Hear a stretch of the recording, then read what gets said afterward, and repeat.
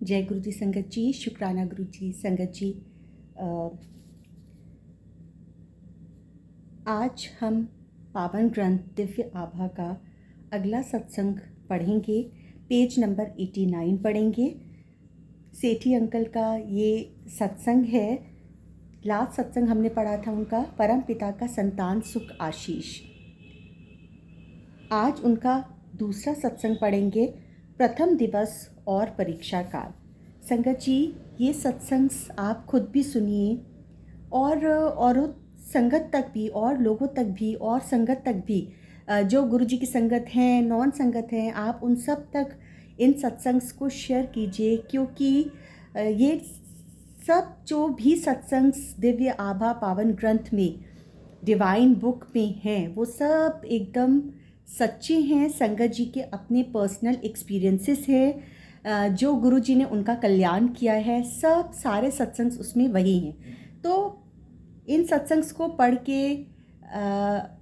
हमें बहुत ज्ञान मिलता है कि गुरु जी ने कैसे कैसे अपनी कृपा को संगत के ऊपर बरसाया है, उनका कल्याण किया है, चाहे वो किसी भी तरह की उनकी समस्याएं रही हों, उन सब से बाहर निकाल के उनके परेशानियों को ख़त्म किया है। तो कहते हैं गुरु जी की सत्संग शेयरिंग करने से, सत्संग सुनने से, सत्संग पढ़ने से, सत्संग आगे औरों को भी बताने से हम सबका कल्याण है। तो हम इस सब को और भी संगत तक पहुंचाएं, जिससे उन्हें हमारे गुरु जी महाराज की महिमा का ज्ञान हो, वो और गुरु जी के चरणों के साथ जुड़ सकें और अपना कल्याण करवाएं। तो संगत जी, नेक्स्ट सत्संग प्रथम दिवस और परीक्षा काल। अंकल कहते हैं कि संयोग से अगले दिन दिल्ली में अपना कार्यालय पहुंचने पर मुझे अस्थाई काल के लिए वापस श्रीनगर जाने को कहा गया। मतलब टेम्परेरीली उनको वापस श्रीनगर जाने के लिए कहा गया। वहां पर कार्यरत एक नवीन अधिकारी से कुछ चूक हो गई और एक ग्राहक ने उच्च क्षेत्रीय कार्यालय में असंतोष प्रकट किया था। गुरु जी से उनके जन्म दिवस के अवसर पर उनके दर्शन ना हो पाने की निराशा के साथ मैं श्रीनगर लौट गया। मुझे सौंपे गए कार्य में सफल होने का विश्वास था, क्योंकि मुझे गुरु जी के दर्शन और आशीष दोनों प्राप्त हो चुके थे। मुझे ज्ञात था कि सब कुछ गुरु जी की इच्छा के अनुसार ही होगा।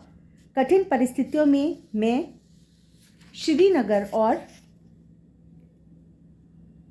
अवंतीपुर के कार्य संभालता रहा। वह ग्राहक अत्यधिक अपेक्षा रखता था और अपने अभियोग सिद्ध करने के लिए हमसे बहुत कार्य करवाता था।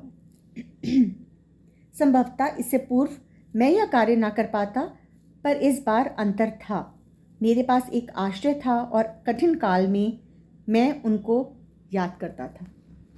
अगर हमारे से कोई काम नहीं हो रहा होता या हमसे कोई काम नहीं बन रहा होता, हम सब गुरु जी को याद करते हैं अगर मन से, दिल से, तो गुरु जी हमारे सारे काम संवारते हैं। समय उनका होता है और वो हम सब के हर पल साथ होते हैं और हमारे मन की हर एक बात को सुनते भी हैं। शुक्राना मेरे गुरु महाराज जी का, शुक्राना, अनंतम कोटि शुक्राना। अंततः 1 मास के उपरांत उस ग्राहक ने मुझे अपने कार्यालय में बुलाया। उसने मेरे समक्ष ही क्षेत्रीय कार्यालय में फ़ोन किया और मेरे द्वारा दी गई उच्च स्तरीय सेवाओं की अति प्रशंसा करी। उसने अपने अभियोग भी वापस ले लिया और मुझे प्रशंसा पत्र भी दिया। मुझे पता था कि इसका कर्ता कौन है, मतलब ये काम कौन कर रहा है। गुरु जी करवाते हैं ये काम। कहते हैं ना, गुरु जी आउट ऑफ द वे जाके जो काम हमारे नहीं बन रहे होते और हम एक्सपेक्ट भी नहीं करते कि ये इंसान हमारा कोई काम कर सकता है या इस इंसान के द्वारा हमारा ये कार्य हो सकता है, गुरु जी उसके मन में भी वो भाव जगा देते हैं और वो हमारी आउट ऑफ द वे जाके भी हेल्प करने लग जाता है। गुरु जी के पुनः दर्शन होने की उत्सुकता सहित मैं दिल्ली वापस आ गया। मेरे परिवार के सदस्य गुरु जी के जन्मदिवस आयोजन पर गए हुए थे और नियमित रूप से एम्पायर स्टेट भी जाते रहे थे। उन्होंने गुरु जी के जन्मदिन के अवसर पर उपस्थित सहस्त्रों श्रद्धालुओं और उन भक्तों के बारे में बताया जिनकी गुरु जी ने सहायता करी थी। मैंने सोचा, क्या वह हमें संतान सुख का आशीष देंगे? विवाह के 7 वर्ष बीते पर भी हम संतान सुख से वंचित थे। चिकित्सक, प्रार्थना और उपाय सब असफल रहे थे। मेरे मामा जी ने गुरुजी का आशीर्वाद लेने का सुझाव दिया। उन्होंने अपने एक ठेकेदार मित्र की प्रसंग भी बताया। जय गुरुजी, शुक्राना गुरुजी, हर पल शुक्राना गुरुजी, कोटि कोटि शुक्राना। आपने हमको अपनी संगत बनाया गुरुजी, उसका शुक्राना, और हर पल हमारा साथ देने का शुक्राना। गुरुजी ये ब्लेसिंग दे रहे हैं दिव्य आभा रीडिंग की, इसके डिवाइन सत्संग्स की, कि मैं इसको पढ़ पा रही हूँ, सुन पा रही हूँ, और भी संगत इनको सुन पा रही है। ये एक बहुत बड़ी गुरुजी महाराज की ब्लेसिंग है जो हम सब गुरुजी से पाते हैं। तरीका गुरुजी अपने आप चुनते हैं। हम कोई भी नहीं होते कि हम सत्संग सुन रहे हैं या हम सत्संग पढ़ रहे हैं।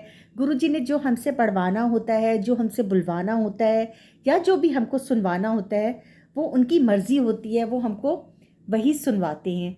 तो गुरुजी के हर पल शुक्राने में रहिए संगत जी। मन से, दिल से उनके साथ कनेक्ट होइए, जुड़िए भोले भाव के साथ, कोई चालाकी नहीं, सीधी तरीके से, क्योंकि उस रब से कुछ भी आप छुपा नहीं सकते हो, है ना। मन का भाव आपका अगर सच्चा होगा, आपके मन के तार सीधा गुरुजी के साथ अगर जुड़ेंगे तो गुरुजी आपका कल्याण अवश्य करेंगे। तो अपना कल्याण करवाइए, गुरुजी के चरण कमलों के साथ खुद भी जुड़िए और भी संगत को जोड़िए। नेक्स्ट हम कल सेठी अंकल का ही सत्संग पढ़ेंगे, तो बच्चे लभेंगे पज्जा। ये गुरुजी का नेक्स्ट सत्संग हम कल पढ़ेंगे और सुनेंगे। जय गुरुजी, शुक्राना गुरुजी।